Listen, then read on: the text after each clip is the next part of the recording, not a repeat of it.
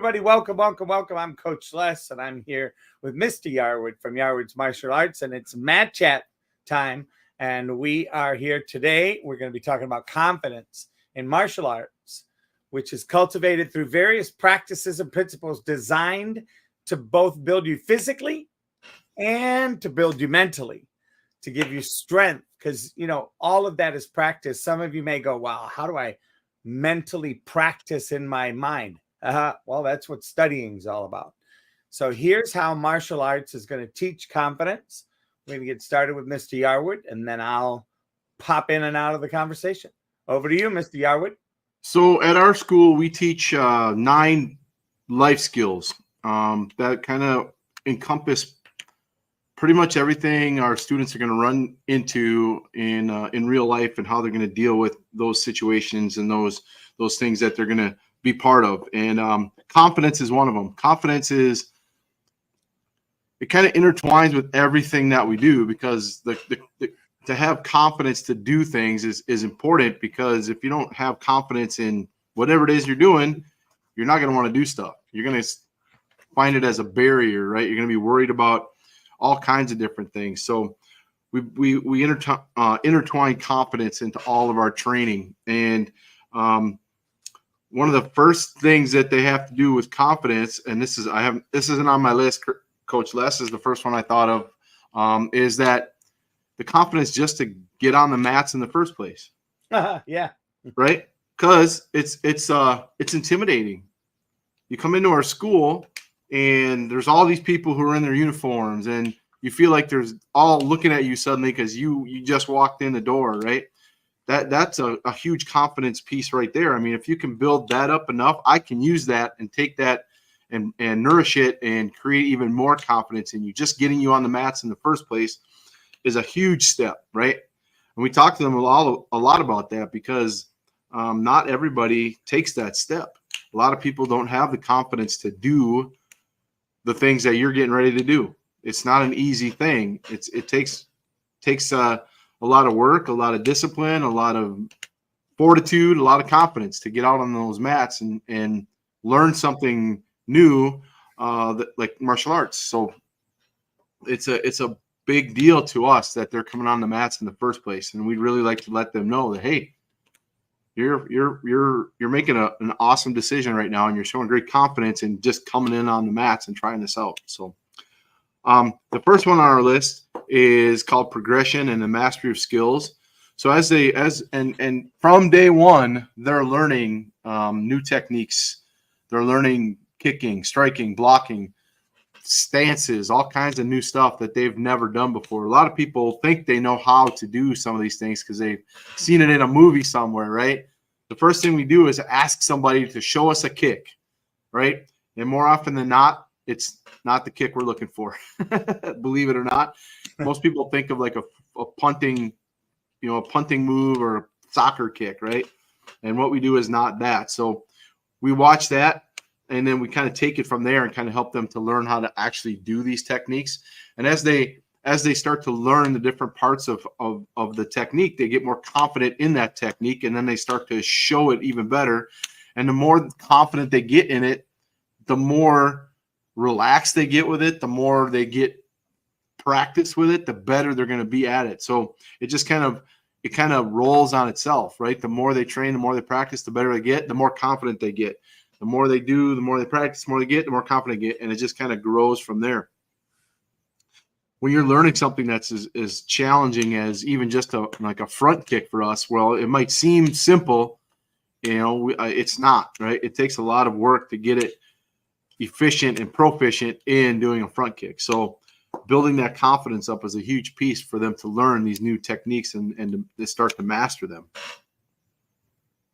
Yeah, here's the thing about it too, is along with mastery in these martial arts experience, you have your own life skills, school skills, other sports skills, that as you learn this mastery over here, it falls into the rest of your life.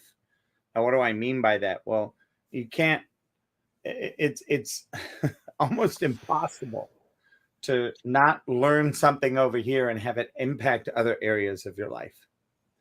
So those are the hidden benefits and the things that make a big difference. And that we say is at least for me, is almost a bigger reason to do martial arts than coming and getting belts and going through tournaments and exercise and all of that. It's the surrounding principles. Much like networking, it's not about the person in front of you to network with. It's stepping into their web of network, because that's where the growth is. Yeah. So same thing. All these principles, these life principles, exist in everything. And here we are talking about the life principles that make a difference in martial arts. Back to you, sir. Yes, sir. Like I said, confidence is everywhere, right? Everything that we do, however we train everything. I mean, we talk about most people understand how, at least have an idea that, karate or taekwondo or whatever has a belt system, right? A ranking system, a color belt system into the black belts. And we use that not necessarily it's a tracking system per se, like it shows us where they are in their journey toward black belt, but it also works to build confidence in their progress and how they're doing. It's kind of the same thing with learning a new move. Every testing that we do, there's a certain number of elements that they need to work on, and they're going to need to show their judges in order for them to pass that test and move on to that next rank. And if they're learning these new things, just like learning the front kick, learning a new form is a challenge, right? They have to memorize it. Then once they memorize it, then we work on the technique that goes into that form. And once we work on the technique, then we work on, it just continues to go. And as they get better at it, if they memorize it, that's the basic, the basic thing they need to do is memorize it. Now they're confident in that form. Once they're confident in it, then we can work on the technique that makes it that much better. And then they start to see, hey, my moves are getting a lot better now. And then they get more confident. They might want to show everybody, then you go to a tournament and you use it to compete, right? And then you take first place, and now you have confidence to go to a bigger. It just keeps growing, right? So when you're doing the training on your form to test for your next rank, from day one to testing day, that confidence is growing along the way. So when you get in front of those judges, you're ready. You're confident that you're going to pass your test, that you're not going to have any issues, and you're going to get everything done that you need to get done. And you get that new rank, all of a sudden you're like, oh, let's go, right? And it just builds and builds and builds and builds. So the further they go in the ranking, the more confidence they build in themselves that they're going to be that next rank, and they're going to earn that black belt when it comes time. Well, and I think the other thing about that too is, we hear all the time, practice makes perfect. Right? So whatever it is you're doing, whether you're brushing your teeth, whether you're, cutting a piece of fruit in the kitchen, whether you're driving a car, mowing the yard, all of these things, we have an opportunity to master that. And so I think it's a great conversation to have. Yeah, a lot of our students, one of their biggest issues, I guess, for lack of a better term, is they lack confidence in themselves. If they're in school and they're kind of maybe socially awkward, or they don't make friends very well, or they're scared or whatever, they don't have confidence. Right. And we have a lot of students that they came to us, they were shy about getting on the mats. They were shy about all these things. And they slowly found that when they tried something and worked at it and achieved it, they felt better about themselves. They take that with them to school, that confidence. They stand a little bit taller. They're more apt to engage in conversation with other kids in their school. Maybe they're being bullied. They feel more confident in themselves to stand up to that person that's bullying them, to stand up for a friend who's being bullied, to sit in the front of the class and learn versus sitting in the back and hiding. I mean, there's so many aspects of it that come just from building that confidence on our mats. They take it everywhere else with them, and it's a huge part of what we do to help them to feel so much better about themselves. And when they do that, their achievements explode because they love to try new things now and challenge themselves because they have confidence that they're gonna achieve what it is that they set their mind to.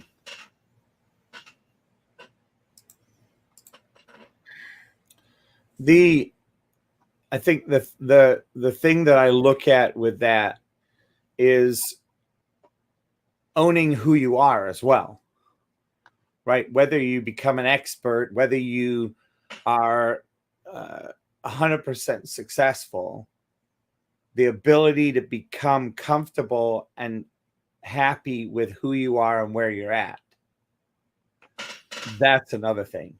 And to have a coach, i.e. you as an instructor or Mr. James or Mr. Vidine or whoever it is, to have that person standing there and voting for you to be empowered, to be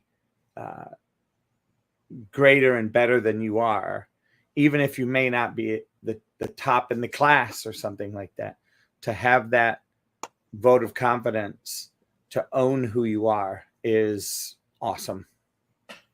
Oh, definitely. And it's one of those ones you can almost see it on a regular basis growing in them, right?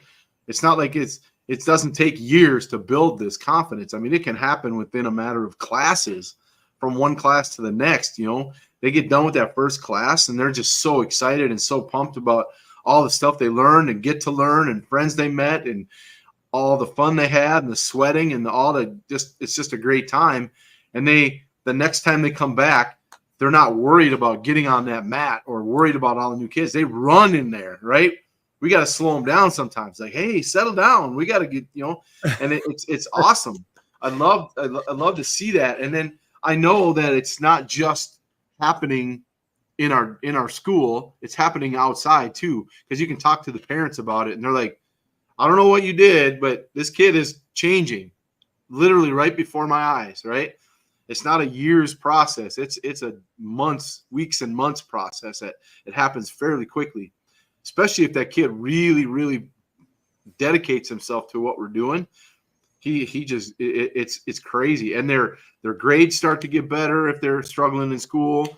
They're making more friends. I mean, there's so many different aspects that go along with that. They're putting themselves in position to succeed at things that they never before would have even tried. They're challenging themselves to new things because they have confidence. Like, they've learned that even if they fail, they're going to get better versus not even trying at all, not even have the confidence to make the decision to even start. Yeah. I mean, and I think that's so imperative, it's such a powerful, you made me remember, it's like when they come in and as soon as their parents allow them, like they let them off the leash, so to speak, they run to that corner and, they invariably get into trouble, right? Because they're so full of energy, bouncing around in the corner, right? You have to like, hello guys, right? Still have class going on. And it's funny because even when, here we are with brown and red belts and going into black belts and the little kids are still doing it. Yep. Right. That's how excited they are. Yep. Yeah. And for me, it's a tempered response because I love that enthusiasm. I love that they're excited. Right. So we just have to teach them to be able to control it because they, like you said, they're ready to go. But we still have a class ahead of them that's trying to finish up. So it's like it's a catch-22. It's like I don't want to quell that excitement, but at the same time, we have to control it. So it's awesome to see that. And I love that they can be training with us for 2 to 3 years and still have that desire to want to be there, that they get there, they run, they put their stuff down, and they get excited, right? And I think that in turn helps us as instructors that help build our confidence too, that we're doing the things that are being beneficial for our students. We have the confidence to know that we're making an impact and that they want to be there with us and that they're not forced to be there because mom and dad told them to. Amen. Taekwondo in particular, but martial arts in general, obviously, is physical. And it's a mix of personal growth and not technically, but kind of team growth. Because when you're training with a group of people, and you're all in that class, you're all going for the same thing, which is your next belt rank, right? You're doing it individually on your own, learning your own forms and all that stuff, but you're also working as a team to get to your next rank. So you're all going to be testing together. And I think, like, when we're working on warm-ups, when we're working on drills, when we're working on technique stuff, they're sure learning the moves themselves, but they're also getting more physically fit. And a big problem I see right now is there isn't enough physical education in school. And that's one of the reasons they come in, they're so fired up and ready to go, is because they haven't burned any energy yet. So we build that that desire for them to want to become more physically fit. Then they have the confidence to know they can do a push-up or a sit-up or burpees or a fit test, or, once they get to black belt, a 3-hour workout, right? We slowly build that confidence that they feel like they can physically are capable of doing these things and not just, sit around in class and read and whatever they're doing, which is all great. But if they're not doing any physical activity, they're becoming sedentary. And that's bad. As you get older, you get used to it. It's even harder to become physically active. So building that confidence to know, hey, if I work and do these things, I'm going to get stronger. I'm going to get faster. I'm going to get better. And then my martial arts gets better. I feel better. I sleep better. I eat better. All these other things. They have the confidence to know that they can become more physically active and become better and stronger and healthier. Yeah, it's I think it's an exciting time. Do you remember when you were we were talking about school? Do you remember the presidential award? I do. Whatever happened to it? I have no idea. When I was a kid, that was a huge deal. It was a huge deal. Huge deal. Because I have a quick story about that, as a matter of fact. My best friend, so they had age brackets, right? So whatever age range you fell in, you had to do a certain amount of pull-ups, whatever, all your different numbers. And my buddy is older in our class. He was an early birthday in the year, so he fell in the first range, and we all fell in the other range. So he always had to do like more pull-ups and faster times and all that stuff. It's funny. He still gets mad about that. He's like, it wasn't fair. I always had to do more. So that's what happens for being an old man. But yeah, that was fun. Yeah, it was a big deal because it also taught us respect for the presidency. Yep. And it was cool. We got this cool certificate and a coin and all kinds of cool stuff, a patch. Like, yeah, I passed the Presidential Fitness Award. Yeah. We thought the president was going to come give it to us. I know. Everybody did, which was fine because that was more of that impetus. Yep. We gotta prove the president that we're strong, right? But I think on a bigger scale, it was a huge deal because, you look at the health of our nation, right? And if the president is out there leading the pack and say, hey, well, these are the standards we want you guys to be as a physically fit nation, you build confidence in who you are, confidence in that you can do the things you need to do to be a great citizen in your country, right? That's a grand scale type of thing, but that's kind of what I looked at as the idea. Is like, I'm trying to impress the president, right? He set these numbers. I got to get them. Yeah, it's crazy. Yeah, and I think so. So when we talk about that, right? It's that whole, number 5, physical fitness and strength. Yep. And then it goes right into positive reinforcement encouragement, because the president it's a presidential thing. Yep. The president told me I could do this. Yeah. And then number 7. I mean, look at how we just fed into this public demonstration and competition. It was a nationwide deal. Yep.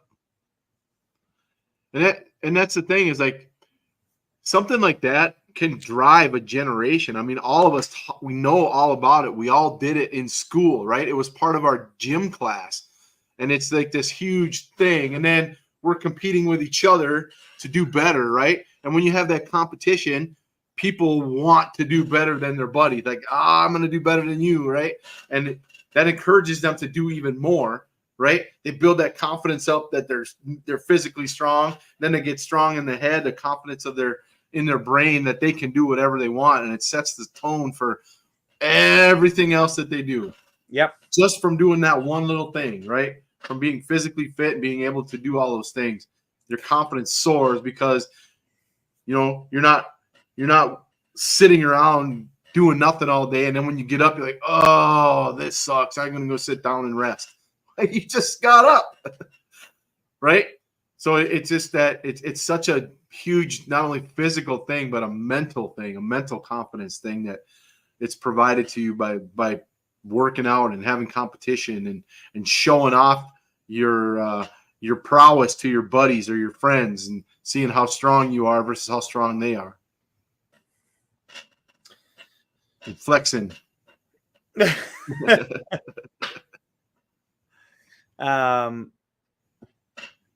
Yeah. So that's I kind of wanted to tie that in, because that takes us through number 7. Yep. Now jumping into self-defense training. Go for it. Yes. Well, so I train my students when it comes to the physical. It's about not just being able to protect yourself. It's about having the confidence in the ability to protect yourself, knowing that if something happens, you're able to do what you need to do to get safe and get away.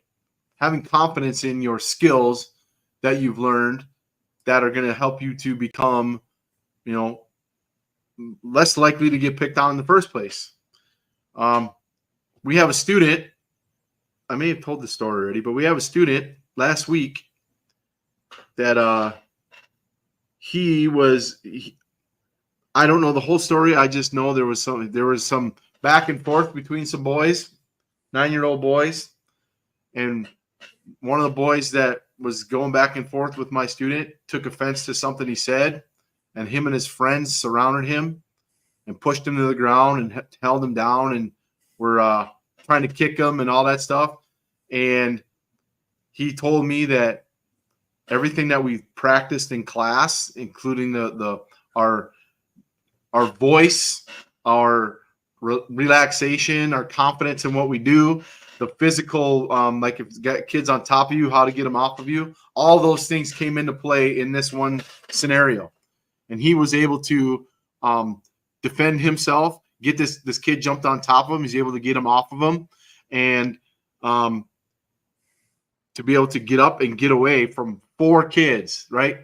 Had he told me had he not learned what we learned in class, he doesn't know if he'd have been able to do that. No, so he had the confidence in that specific scenario of all the things that we've been working on. All those things came into play for him, all in that one moment. And the confidence to be able to go, okay, what did Mr. Yarwood teach me? How can I do these things? This is exactly what we were working on in class. It all came into play, right?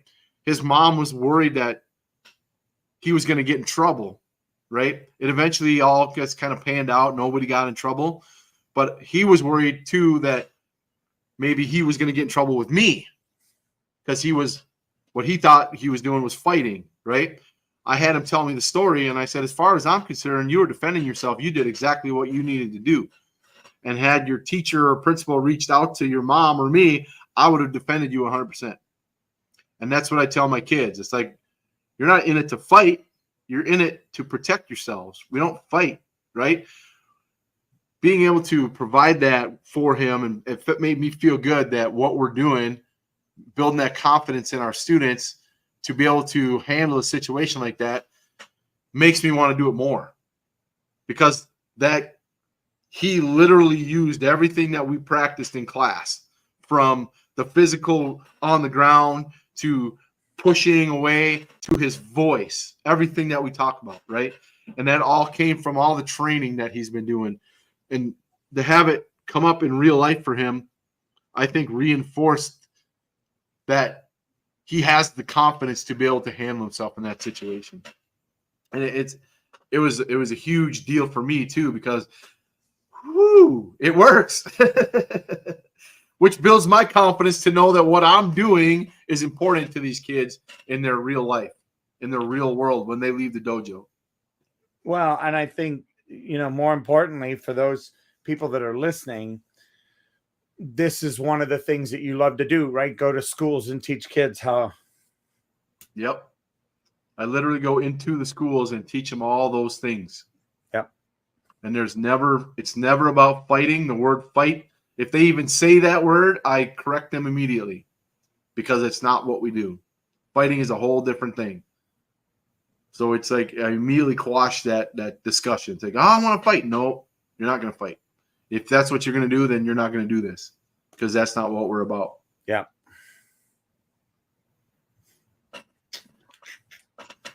All right.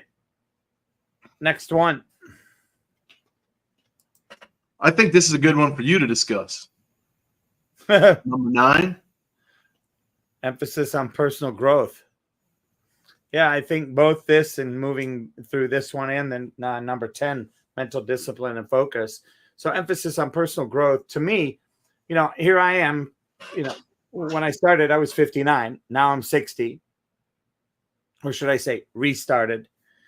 And, people go, well, Les, what are you doing? You're 59, 60 years old.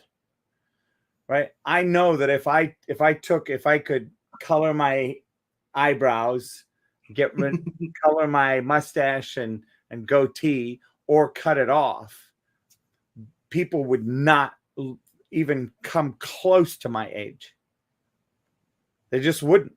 I mean, they look at my skin. I don't have a lot of wrinkles. I'm a little chubby, but they, they see the skin shine and they go, oh, he must be a younger man. Right. And I hear it all the time. So I know that for me, the personal growth and development, not only physically, but mentally, is a big deal. A big deal. Yeah, it's that personal part that is really important, because knowing, you set a goal for yourself, right? You might not even tell anybody what that goal is. You internalize it, and you take that and you run with it, and you start to see all the benefits of all the things that you're doing. That goal might still be there, but that growth is not only deep but wide, right? So you're going that whole thing, and all this stuff is happening beyond what your initial goal was to do. You got in there and say, okay, my goal is to earn a black belt in 4 years. Okay, that's like straight and narrow, but along the way, that goal becomes so much bigger because there's so many other things that are coming along the way for you, right? And you're growing in so many other different areas that you never realized were going to happen. And, starting as an adult, I mean, I didn't start in my 50s, but I started when I was 36. I didn't have the confidence for 6 months to even step foot in the dojo, much less become a black belt, much less become an instructor, much less become a school owner, right? All of those other things came out of that single decision. So my personal growth was huge, right? And I know how impactful that this can be, because it has impacted me directly.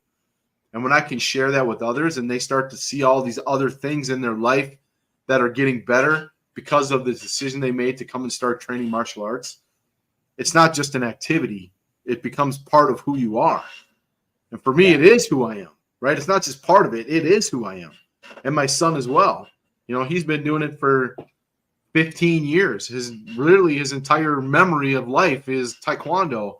And he is the person he is today because of all the training that he's gotten through martial arts and all the discipline he's learned, and everything, right? That's not to say it's the only thing, but a lot of who he is based in everything that he's done. And that personal growth for him has been a huge thing, right? I can point you to dozens and dozens of people who will tell you the same thing. Their story is similar. They come in and their discipline is better. They're more focused.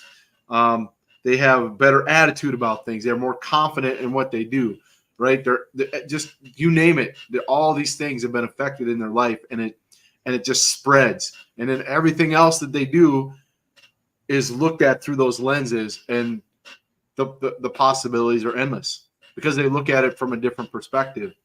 That confidence that I can do whatever I want to do. I just got to go do it. It's phenomenal to see that, especially in kids. But it's fun to see it in grown-ups too, because we have plenty of adults who have gone on that same journey, and they're like, we can't kick them out of the gym either. They want to stay there too, right? They enjoy it so much because of what they get out of it. They see their kids getting it. They see themselves getting it, and it's a phenomenal thing to witness.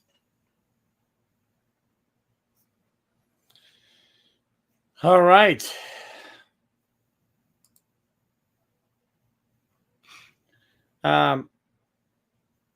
This mental discipline and focus, I think we covered it. I don't want to beat a dead horse, but I think we covered it in the very beginning in a big way. Right. So, I think the more that you can connect your brain and your physicality and create a space of health and well-being for both of them, that alignment will make your life better. And I mean, look at how many of our students are doing well in school. Yep. And their parents are telling us about what they're doing at home. Yeah. And kids stepping up doing community service stuff, finding things to do, right? Not being told what to do, finding things to do. I get to see all of those sheets that they turn in and all the things they're doing. They fed the homeless. They helped their neighbor with the yard work. They helped their neighbor take out the trash. They cleaned up their neighborhood. They went to the park and cleaned up. I mean, it's crazy. It's awesome because they're looking for things to make them better and to make their communities better and their world better. And that's a direct response to the things that they're doing at the school. They're taking that and making it their own and coming up with all these other things that I wouldn't even have thought of, right? They're so creative in how they want to do all this stuff because their confidence has grown and like, all right, what else can I do? As opposed to shying away from new experiences. I love it. Anything else we want to cover before we wrap up for today? No, I think it was a pretty good discussion today. Yeah, I appreciate it. I like this last statement. In martial arts, confidence is earned gradually through experience, overcoming obstacles, and personal growth, making it a deeply ingrained and authentic quality of training and development. Yes, sir. Awesome. Well, with that, I'm going to bid everybody have a blessed afternoon and a great weekend. And see you on the mats. See you on the mats.